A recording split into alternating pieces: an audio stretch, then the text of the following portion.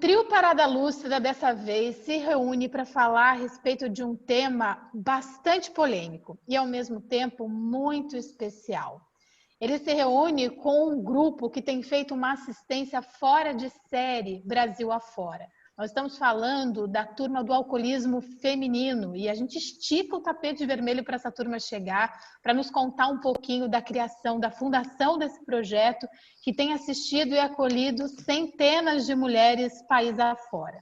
Mas antes, só para a gente lembrar, quem compõe aí o grupo do Trio Parada Lúcida sou eu, Isabela Colares, diretamente de Foz do Iguaçu, sou idealizadora do projeto Antes da Saideira, que debate a banalização do consumo de álcool na sociedade.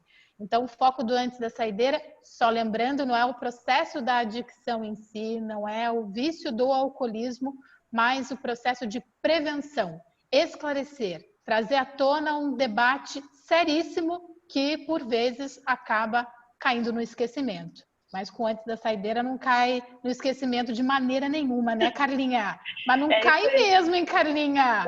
É o nosso braço direito aqui no Antes da Saideira. Diga lá, minha amiga, se apresente. Olá, pessoal, tudo bem com vocês? Bom, meu nome é Carla Neves, sou estudante de História aqui da Universidade de Brasília, né? Falo diretamente de Brasília. Estou aí com o projeto Antes da Saideira, acompanhando também a epidemiologia do Péricles e agora o alcoolismo feminino aí, direto no contato nas redes sociais, e estamos aqui para poder ajudar vocês com esclarecimento, trazendo aí novidades sobre o assunto, né, inteirando tanto a gente quanto vocês. Então, eu vou passar aqui agora para o Péricles para a gente poder dar continuidade. Olá, saudações a todos. Eu sou o Péricles Zimmermann, idealizador da epistemologia.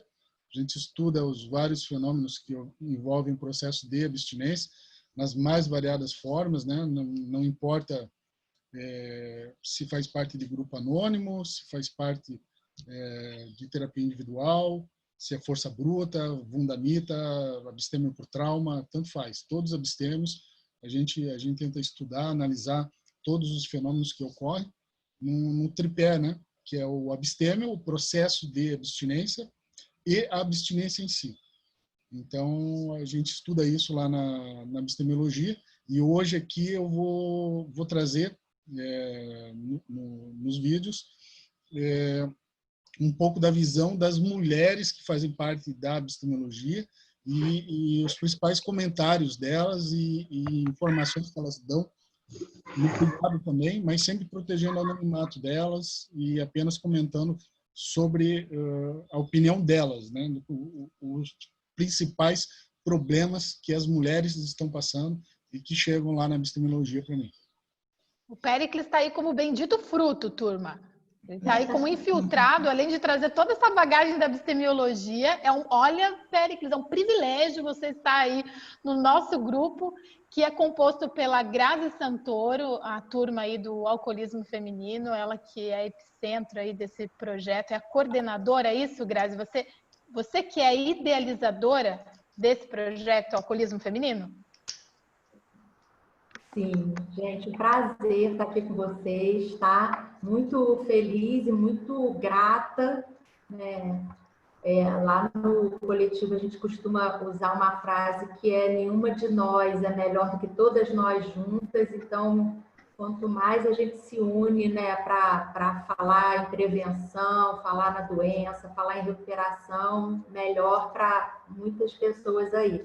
Eu sou uma alcoolista, né? Eu estou sóbria há quase 12 anos e uma dor realmente que eu tinha era de ver tantas mulheres chegando e pedindo ajuda e não ficando, ou vendo também que a enorme quantidade de homens chegando e um percentual de mulheres sempre muito menor. E um dia eu li uma pesquisa falando que nos últimos 10 anos o alcoolismo feminino, né, tinha aumentado mais de 40%, uma coisa assim. E eu fiquei muito assustada, muito assustada. E aí eu falei, não, eu vou atrás dessas mulheres. Assim, eu já tinha saído do anonimato, eu já falava sobre alcoolismo, sobre a minha doença, enfim, abertamente. E aí eu procurei a Cláudia, que é minha psicóloga até hoje, e a Denise, que é uma amiga minha, a gente praticamente buscou ajuda juntas. E falei, olha, eu devo estar meio doida, mas eu quero ir para as redes sociais, eu quero botar a cara lá e falar, olha, eu tenho uma doença, né? Eu não sou sem vergonha, mau caráter, nada disso, eu tenho uma doença. Então, eu procurei ajuda, né? A gente está aqui para mostrar para vocês que existe uma vida feliz sem o álcool. E foi isso. E elas toparam, a gente foi para as redes sociais e eu acho que essa questão, a gente entrou nas redes sociais em 20 de fevereiro, vai completar 5 meses do nosso coletivo, do projeto. E logo depois veio a pandemia. Eu acho que a pandemia... acho que essa questão de sincronicidade, né? A pandemia veio e a gente estava ali e coincidiu essa coisa, né? As pessoas começaram a buscar ajuda, a beber mais, muito mais, ou a perceber dentro de casa a questão do alcoolismo, porque os meios de comunicação também começaram a falar sobre isso, né? Mais. E aí aconteceu, assim, a gente... Graças ao poder superior, né, como a gente fala, a gente está muito feliz, muito grata em estar ajudando tantas mulheres, né? Acho que era essa dor não era só minha, né? Era de muitas mulheres também. E o projeto está aí, estamos caminhando. Muito bom, Grazi. Meninas, topam se apresentar aí, Denise, falar um pouquinho de você, falar da tua entrada aí no projeto? Tá ótimo. Olá a todos, né? Feliz de estar fazendo parte aqui agora desse momento, né? Para mim, falar de alcoolismo é muito confortável, né? Porque eu sofri nessa vida do álcool, né? Da ativa, que durante mais de 30 anos da minha vida, né? Eu comecei muito cedo e quando eu comecei a minha recuperação, eu vi que muitas mulheres achavam que eu não ia conseguir, que a gente não ia ter uma chance, né? Porque o número de mulheres que procuram ajuda é muito pouco. Mas eu fui porque eu só tinha 2 opções. Ou eu estava viva, ou eu entrava numa recuperação. E foi o que eu fiz, né? Fui muito obediente, tudo que me ensinaram eu fiz, né? E foi nesse momento, em 2009, que eu conheci a Grazi e a gente se tornou amigas, porque a nossa história tem algumas partes que são muito parecidas, né? Primeiro porque nós somos mulheres, né? Então a gente sofreu muita coisa parecida na rua, né? Enfim. E quando foi agora, né? No começo do ano, ela me procurou e me chamou. Na hora eu topei assim, mas eu ainda estava ato. Eu tinha acabado de 11 anos. Só que quando eu recebi a minha ficha de 11 anos, eu dentro de mim que já estava na hora de eu abrir meu anonimato. E foi muita sincronicidade, porque assim, eu recebi a minha ficha no dia 9 de fevereiro e logo depois me procurou. E falou, Dê, é claro que ela não falou, abre o teu anonimato, né? Porque é uma coisa muito pessoal. Mas quando ela começou do projeto, eu senti que eu podia, sim, comprar ideias e abrir, e falar nas redes sociais, né? Eu trabalho com terapias, eu trabalho com yoga, eu tenho alunos. Naquele momento, eu não tive medo, e foi o que eu fiz. E ninguém me olhou diferente, muito pelo contrário. Algumas pessoas lá atrás, né, assim que eu falei, me chamaram para contar a minha história, dar uma palestra. Isso, para mim, foi bom. Porque eu tenho certeza que, naquele momento, tinha ali algumas mulheres que passaram ou que estão passando pelo que eu passei, né? E é só por hoje que a gente costuma falar, né? A gente não pensa no dia de amanhã, a gente pensa só no dia de hoje, que é o dia mais importante da minha vida. Então, eu estou muito feliz em parte desse coletivo, onde outras mulheres contam as histórias delas, e que é muito para mim. E eu não falo para elas assim, olha, faz que nem eu porque deu certo. Não, a gente não usa dessa didática. A gente conta, né? E aí ela se identifica ou não, né? Então, é esse caminho que a gente está trilhando. E você vê, a cada momento, a cada semana, chegam mais mulheres pedindo ajuda. E elas chegam muito perdidas, né? Porque, primeiro, sem falta de fé, né? Sem fé nenhuma, desacreditando principalmente delas. E o que fala para elas é o seguinte, é possível. Eu conto a minha história. Fiz e conseguiu, você vai conseguir. Então, eu estou muito feliz em estar fazendo parte desse coletivo. Obrigada. Muito bom, Denise. E você, Cláudia, conta um pouquinho aí de como você chegou no projeto Alcoolismo Feminino. Bom, primeiro, obrigada aí pelo convite, né? É muito bom a gente que atua aí nessas áreas afins, que a gente possa estar sempre trocando essas ideias e divulgando também, né? Bom, eu já trabalho, já atendo dependente químico há quase 30 anos, né? Eu assim que eu me formei, um pouco depois eu fui trabalhar numa instituição que ela atendia menores em situações de risco, né? Situação de rua. E foi assim, o meu primeiro contato com droga, né? Principalmente com essas drogas mais que os meninos usavam, né? Solventes. Tinha um que chegava a beber até gasolina. E aquilo sempre foi cada vez mais me envolvendo. Depois eu fiz cursos e fiz a especialização em dependência química pela Unifesp. Sou terapeuta de casal e de família também, porque eu acredito que não dá para você atender dependente químico sem incluir a família, né? É um pacote que a gente precisa desembrulhar, né? E a Grazi me chamou, sou também membro, eu sou associada da ABAD, Associação Brasileira de Estudos de Álcool e Drogas, né? E a Grazi me chamou, me convidou, na hora eu fiquei assim, eu falei assim, gente, será que isso vai dar certo, né? Só pelo WhatsApp, né? Mas aí veio depois a pandemia para provar que dá certo, né? Inclusive, eu estou atendendo online, né? Coisa que eu não fazia, era só presencial. Então, essa mudança, eu acho que a minha vida nunca foi tão movimentada como está agora, né? Eu nunca pensei em fazer live, eu nunca pensei em dar entrevista. Eu nunca pensei em fazer reuniões online. Nós temos no coletivo 2 reuniões, terças e sextas, de 20 até as 22 horas, né? Para quem quer. Então, são reuniões onde elas partilham, a gente dá alguns retornos. E assim, eu fico muito feliz, muito grata, né? Porque a gente vê como que muitas que chegaram ali com tanta dificuldade, como que elas conseguiram se identificar e estão conseguindo ficar em abstinência, né?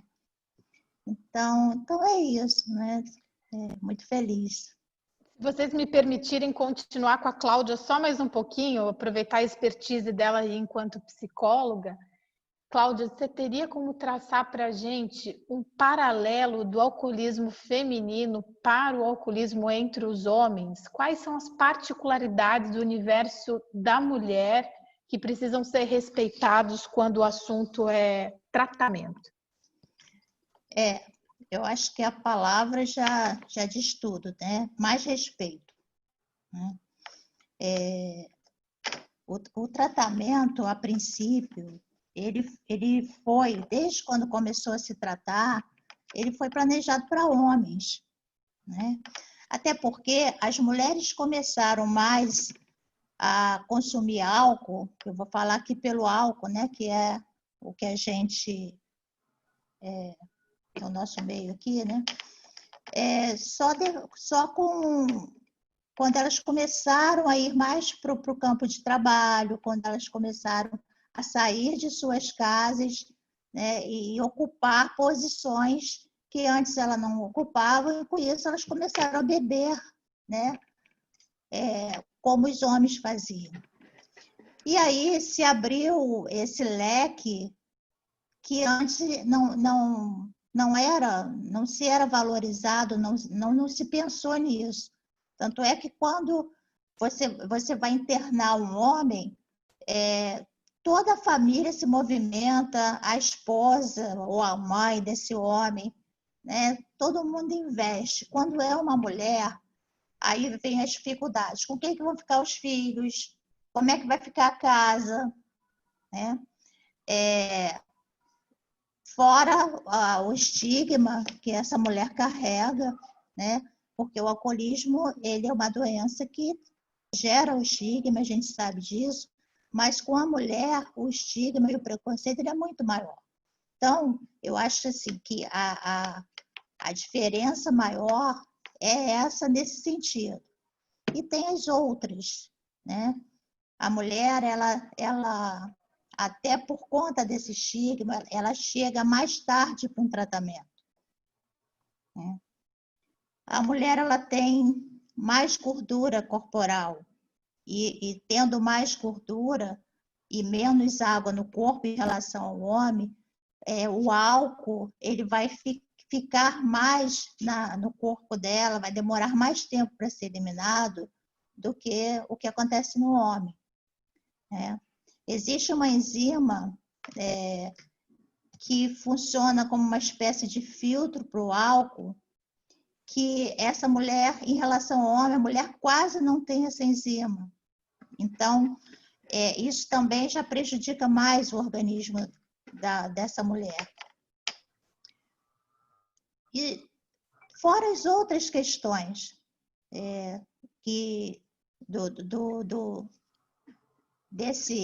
desse feminino aí, né, que a gente precisa ir olhando, porque cada uma tem a sua especificidade, né?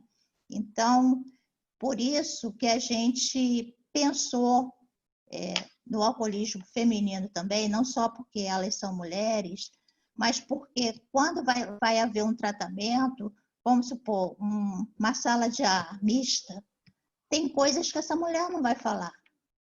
Né? Da vida dela, o que ela fez enquanto bebia. Ela não vai falar porque ela vai se sentir pouco à vontade, ela tem medo de ser julgada, e muitas vezes né? Então, quando a gente monta um grupo só para mulher, elas se abrem, elas falam, elas confiam, que é o que está acontecendo no nosso coletivo. Sim. A Grazi e Denise, vocês passaram por isso que a Cláudia colocou?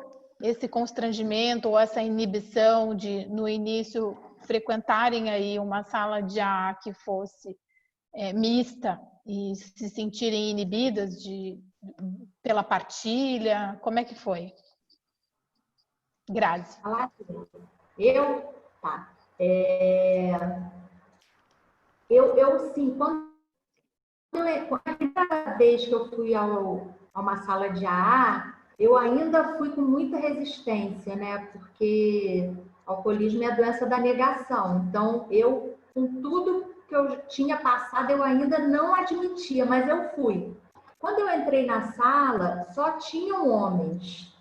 E eu fiquei com muita vergonha. Só de entrar na sala, eu já fiquei com vergonha. Mas eu fiquei. E eu fui muito bem recebida. E aí, um deles falou para mim, olha, volta amanhã vai ter uma companheira e tal. E eu estava numa situação assim, que eu tinha que ir, porque a minha mãe, que foi acho que foi o que me salvou, a minha mãe me ameaçou me colocar para fora de casa. Então, eu não tinha opção, eu tinha que ir para a sala de AA, ou eu ia para a rua, ou eu ia para a sala de AA. Eu falei, eu vou para o AA, né? Eu vou enganar minha mãe um tempinho, e depois eu volto a beber. A minha cabeça funcionava assim.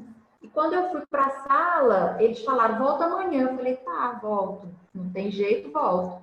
Voltei e realmente não tinha uma, tinham duas mulheres lá, e me receberam e cuidaram de mim. E aí eu fiquei...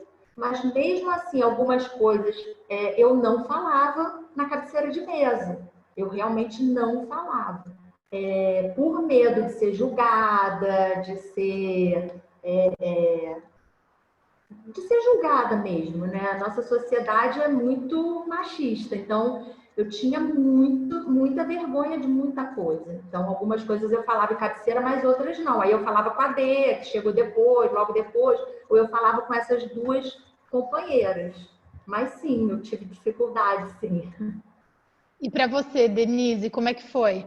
Para mim foi assim, eu cheguei muito perdida, né, muito perturbada, e eu lembro que eu comecei a falar, tudo que vinha na minha mente, eu botava para fora, e eu sentia que as cabecinhas só faziam, né, fala, positivamente, né, deixa ela falar, deixa ela falar. A banheira chegou para mim um dia e falou assim, Denise, tem coisas que a gente não conta na sala, a gente não conta na cabeceira, vamos na pizza? E aí você conta tudo. Isso nunca aconteceu, nunca teve essa pizza. Se eu tivesse esperado por isso, eu teria morrido afogada, porque eu cheguei realmente com muita mágoa, com muito sofrimento, né? Sem esperança de nada na vida. E aí teve a Grazi, outras companheiras, uma recebeu, foi ela que me recebeu quando eu cheguei. Logo depois ela falou assim para mim, eu vou passar, porque ela passou a ser minha madrinha. Ela falou assim, olha, eu acho melhor a Grazi ser sua madrinha, porque ela a sala muito mais do que eu não venho muito, e eu acho que a história de vocês é muito mais parecida. E, então, quando a gente começou aquela nossa amizade, eu contava tudo para ela. Eu nunca tive dificuldade em contar nada do que eu vivi, nada. Eu conto dos traumas, eu conto da violência, com muita paz. E aí, quando eu percebi filtro, né, que tinha uma pessoa ali, que tinha outras companheiras, e que eu podia conversar, e logo depois eu comecei a fazer o trabalho com a Cláudia, né? Ela passou a ser minha psicóloga, eu tinha esse momento, né, de falar do íntimo, daquela parte que eu tinha muita vergonha, mas que eu acho que se não tivesse elas, eu iria falar lá na frente. E talvez eu pagasse um preço alto por isso, né? Porque eu cheguei muito vulnerável, cheguei querendo acabar com o meu casamento, então, assim, logo depois eu me divorciei, muito perdida, e não sei nem o que houve em volta, né? Se houve intenções, malícia, porque eu cheguei tão precisada de ajuda, né? De colo, que eu não fiz essa distinção. Né? Quantos homens tinham na sala, quantas mulheres? Sinceramente, eu não sei. Mas a maioria das mulheres passam, sim, por essa dificuldade. Né? Tanto é que várias chegaram e saíram. E a gente falava, fica aqui, não, tá, amanhã eu volto. E não voltaram, né? E eu frequento, né? Agora a gente está com a sala fechada por causa da pandemia, mas até hoje chegam meninas muito precisando de muita ajuda e não voltam mais, porque a maioria são homens, né? Enfim, né? A gente precisa aprender a lidar com isso. Né? Sim. A Carlinha, que é o meu braço direito aí no Antes da Saideira, ela traz uma série, trouxe para nós, durante algumas lives nossas, uma série de pesquisa relacionada não só à questão histórica, por ela ser estudante de História lá na Universidade de Brasília, mas ela também tem interesse nessa parte do alcoolismo feminino. Mas pegando aí pela parte do que você já tinha apresentado para a gente em termos históricos, o que a partilha delas coaduna muito com o que você já falou para a gente, né, Carlinha? Isso, com certeza. Dessa banalização da figura da mulher em especial. Principalmente nessas questões sociais, né?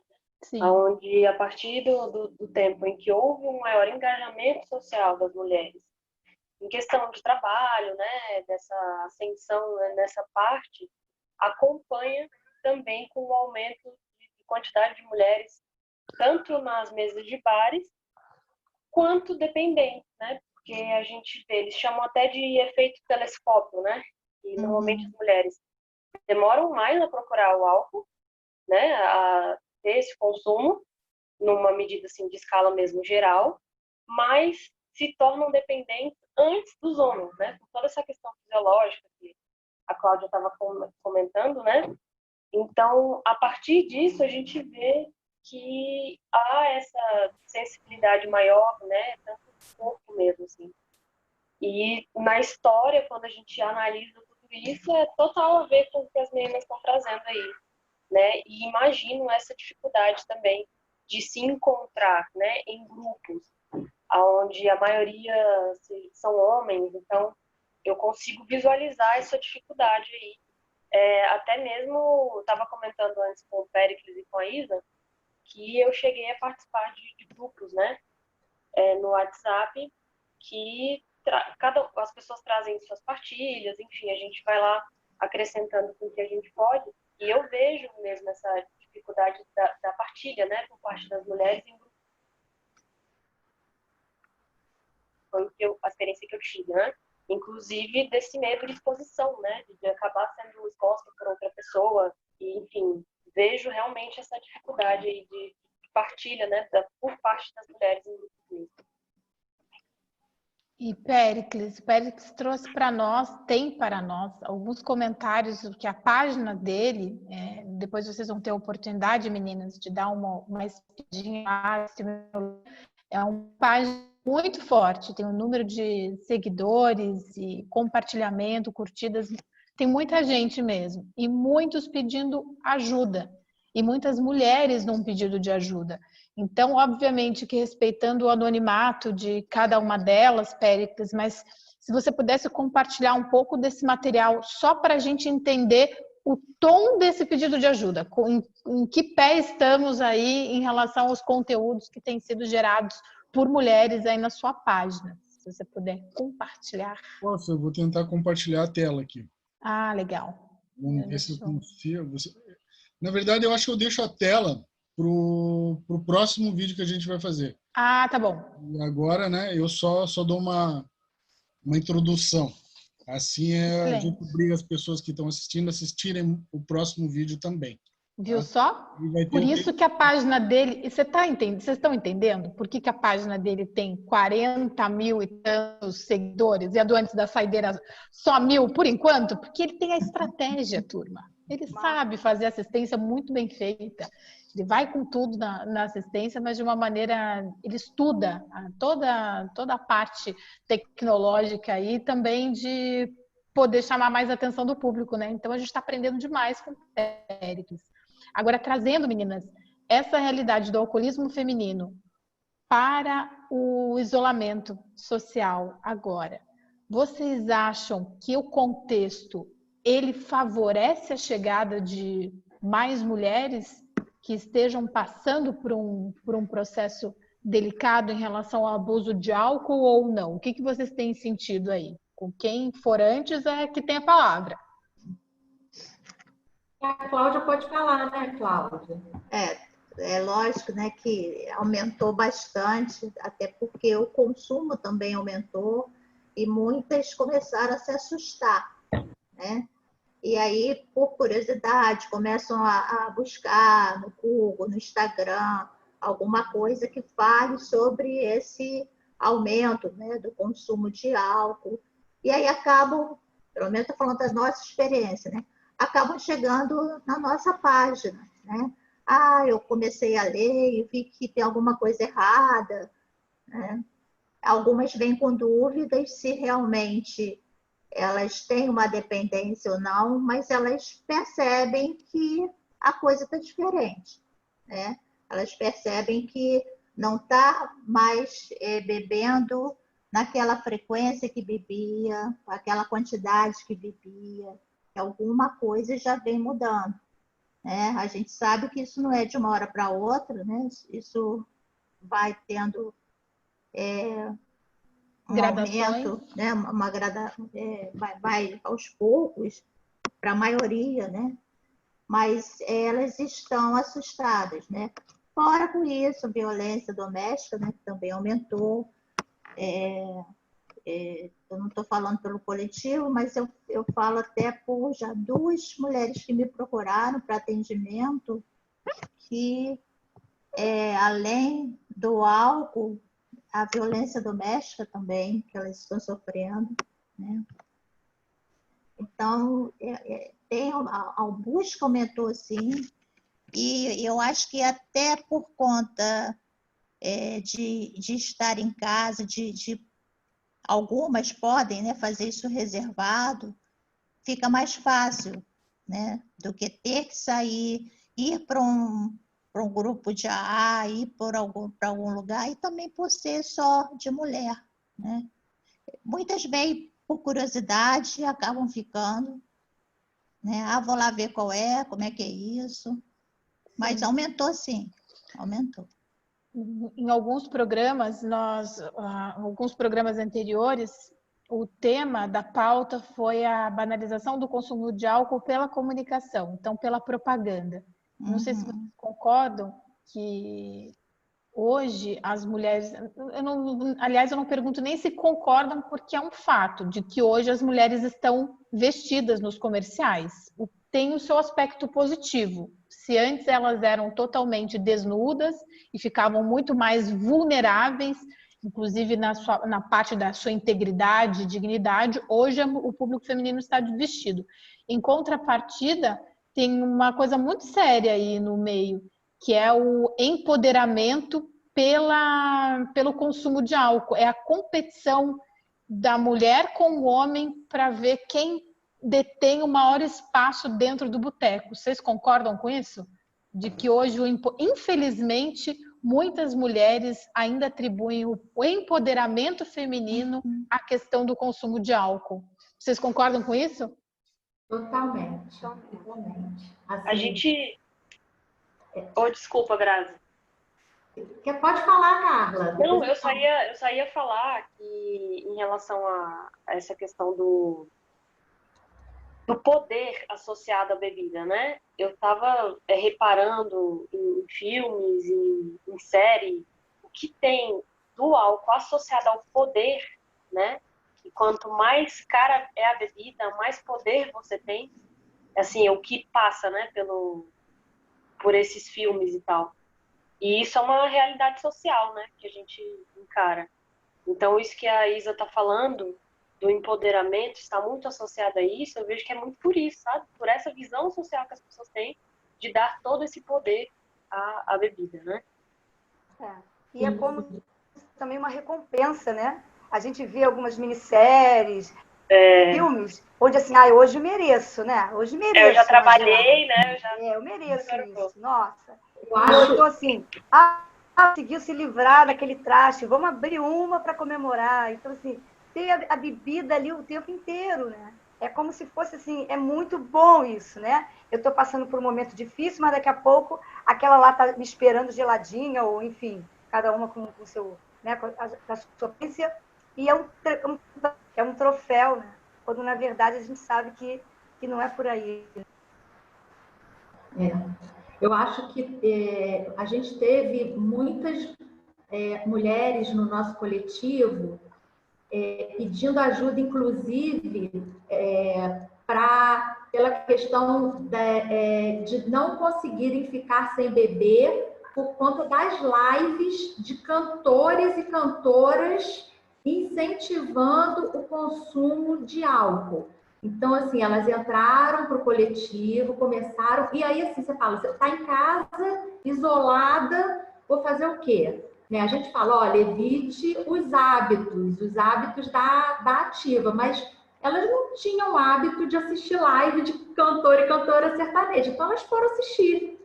E aí voltavam, né, não querendo entrar no detalhe da negação, de ter um gatilho para recair nem nada disso, mas elas voltavam assim, nossa, eu bebi, porque a live, o cantor tal, a cantora tal, só incentivaram a gente a beber, bebendo nas lives. Teve até uma repercussão, né? Vocês que estudam e são focadas nessa questão.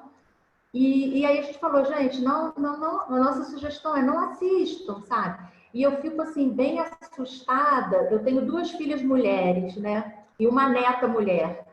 E a minha filha mais nova, ela gosta de uma bebidinha, então eu já fico atenta, né? É como a Cláudia diz, filhos de alcoolistas têm as pesquisas dizem, né? Tem quase 4 vezes mais chance de desenvolverem a doença, mas que essa chance não é um destino, mas eu fico atenta. Minha filha mais nova, e essa juventude está bebendo gin, sabe? Que é uma bebida, assim... Eu fico assustada. Como essas crianças, na minha cabeça, assim, adolescentes, jovens, estão bebendo mais cedo, os pais incentivam, provavelmente pais alcoolistas também, e essas crianças estão bebendo com 13, 14 anos gin, vodka, Não estão começando com a cervejinha, já estão começando pegando pesado, sabe? Então eu fico bem, é uma preocupação, sabe? E sabe quem faz a melhor propaganda das razões de se manter lúcido? Eu penso que seja o projeto aí da abstemiologia, quando você foca na figura do abstêmio. Porque o que a pessoa que está consumindo, que ela não se vê não consumindo, ela não se vê, não se imagina com a garrafa tampada, muito provavelmente já passou pelo menos na cabeça por que fulano de tal se diverte sem precisar ingerir uma gota de álcool. Que alegria aquela pessoa tem, qual que é o sentido de vida para ela, que faz com que ela encare a vida, que tenha apreço pela lucidez, que tenha apreço por estar lúcido. E aí é que eu colocaria, Péricles, para um sentido aí da abstemiologia para essas mulheres que só vêm, que só para elas o prazer em si está no consumo de bebidas alcoólicas. Se a gente colocar o contraponto pela abstemiologia, não é o norte, não é intrigante saber que tem pessoas hoje no planeta Terra que se divertem, são produtivas e seguem suas vidas felizes e harmoniosas, sem precisar ingerir bebida alcoólica? Como, né? Bastante... As mulheres, quando a gente está na epistemologia, normalmente elas vêm conversar sobre o amigo. Todas elas têm o amigo que bebe, sabe? Então não são elas, mas tem um amigo, né? Às vezes é uma amiga, que bebe todo final de semana e ela quer saber se isso é adicção, né? Aí eu explico, a nossa página é para quem não bebe, né? Se você quer saber se isso é adicção, você tem que procurar outras páginas, né? Mas esse amigo, né? Como as pessoas têm amigos que bebem, sabe? Elas não bebem, mas os amigos bebem bastante. E no próximo vídeo que a gente vai ver o material escrito ali, aí vai dar para ver o inteiro teor do depoimento delas, mas além do amigo, tem o caso aí das comorbidades. Tem várias reclamando que estão em casa, agora falando da abstinência mesmo, né? Tem pessoas que estão em abstinência há um bom tempo já, que a gente chama de abstêmio maior, passou 2 ou 3 anos já de abstinência, né? Então, essas pessoas engordaram, as mulheres, tá? Estou falando das mulheres. Elas engordaram e elas estão se sentindo mal com isso. Então, tem vários depoimentos delas, né? Comentários e mensagens no privado, dizendo que estão com uma autoestima muito baixa, que não estão gostando do próprio corpo e que isso está dando nelas vontade de beber. Então, a gente tem aí uma série de problemas, né? Uma confusão que elas fazem entre fissura e comorbidade, e elas têm uma depressão, tem que ver se essa depressão veio antes ou surgiu agora durante essa pandemia, então tem que investigar isso tudo para saber se o problema é só fissura ou se isso já é uma desculpa, uma autossabotagem para elas, já estão avisando, né? Porque tem alguns depoimentos, às vezes, que elas já estão avisando que vão beber, sabe? Diz assim, é insuportável, eu não aguento mais. Tem outros que dizem, olha, eu não estou me sentindo bem e está me dando fissura, né? Mas como isso está pegando forte para as mulheres que estão em casa, né? Elas, eu não sei nem se estão gordas, se sentindo que engordaram ou não, mas realmente, mas psicologicamente elas acreditam, né, que engordaram, e esse que é o fator, né? Então elas depositam abstinência nisso, né? Estão confundindo as coisas. Então isso está acontecendo bastante. Outra questão é violência. Não só a violência dos homens com elas, né? Tem depoimento ali de senhoras pedindo ajuda porque o marido fica muito agressivo antes de beber, mas quando está de ressaca fica legal. Então elas querem ajuda para saber como que elas fazem para ele essa transição, né? Na verdade, muitas não sabem nem como agir. Aí a gente tem aquele problema que elas estão em abstinência, mas o ente delas, o ente querido, não está em abstinência. Então, tem esse transtorno aí dentro de casa, né? E muitas mães pedindo ajuda para os filhos, porque com essa pandemia os filhos estão em casa e os filhos estão bebendo. E elas não bebem, né? Então, mas elas estão agora vendo o consumo excessivo dos seus entes queridos. Então, elas pedem ajuda para saber como elas podem se comportar. E elas estão em abstinência, né? Então, veja que tem várias situações assim, e muitas, infelizmente, ela vem pedir com um perfil fake, às vezes ajuda. Então, elas criam um perfil masculino, né, que dá para ver que foi criado só para fazer perguntas em algumas páginas que elas não conhecem, né? Então, elas vêm e fazem perguntas, mas assim, não dá para ter certeza que é uma mulher, mas quando você lê a pergunta que ela fez, tem palavras que normalmente um homem não usaria, sabe? E às vezes ela confunde as palavras. E mais um ponto que eu acho interessante também é o número absurdo que tem. Daí dá para ver até nos comentários, né? Quem entrar no Facebook da Epistemologia e for olhar os comentários, consegue perceber que normalmente tem uma mulher recomendando a página para uma outra mulher. Aí vem essa outra mulher e diz que legal. Mas quando você olha os horários dessa comunicação, você percebe que foi assim, 2 da manhã, e a outra respondeu que legal 2h40 da manhã. Então, é como se elas tivessem saído e acontecer alguma coisa com os namorados, ou com maridos, irmãos, né? E aí elas conversaram entre elas, provavelmente durante essa noite, e aí em casa elas ainda estavam conversando sobre o problema, entendeu? E aí uma passando a página para outra. Então, isso tem bastante. Tem pouco homem indicando a página para mulheres. Agora tem muita mulher indicando página para mulher. Isso tem bastante. Tá? Quando elas indicam para homem, normalmente não é amigo, é marido, irmão, é uma relação bem mais íntima. Né? Não, agora, mulher para mulher, tem bastante. Tá? Agora, tudo isso, eu trouxe 10 comentários que eu formei no PDF e a gente vê, no próximo vídeo, quem assistir, vai ver os comentários por escrito. E a gente vai ver também o seguinte, como montar esse diagnóstico? Quem pode pegar o carimbo e se intitular como alcoolista ou não alcoolista? Será que existe algum critério para as mulheres que estão assistindo esse programa nesse momento começarem a estudar? Um referencial para saber se já estão bebendo em demasia ou não, se entram num grupo de alcoolistas ou ainda não pertencem a ele? Como é que a gente faz para estruturar tudo isso? Meninas, eu quero saber, Péricles, a gente já passa para o próximo programa ou temos mais um tempo aí? Como que é o que? Né, Péricles? E aí a gente passando para o próximo vídeo também, para vocês assistirem o próximo, nós falaremos aí com as meninas sobre os próximos passos do projeto Alcoolismo Feminino, né, Grazi, Denise e Cláudia? Vocês topam? Fiquem aí. Na verdade, no próximo vídeo também quero mais informações sobre a expressão coletivo, que vocês utilizam. É um projeto, é uma página, como é que tem acesso, que as pessoas lá da epistemologia precisam saber com mais detalhes essa informação, para que eu possa depois também explicar para elas, tá legal? Mas isso, gente, é no próximo vídeo.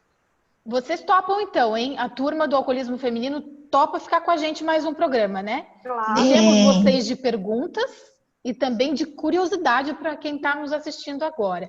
E é um programa que está muito especial, porque olha só, a Grazi está falando de Belo Horizonte, eu, Isabela, de Foz, o Péricles de Pontal do Sul, no Paraná, a Denise no estado do Rio de Janeiro, a Cláudia no estado do Rio de Janeiro e a Carla Neves de Brasília. Ou seja, estamos todos aí juntos para promover esclarecimento de ponta e você não pode perder o próximo programa. Banalização do consumo do álcool. Essa é uma verdade que não desce redonda e nem nunca descerá.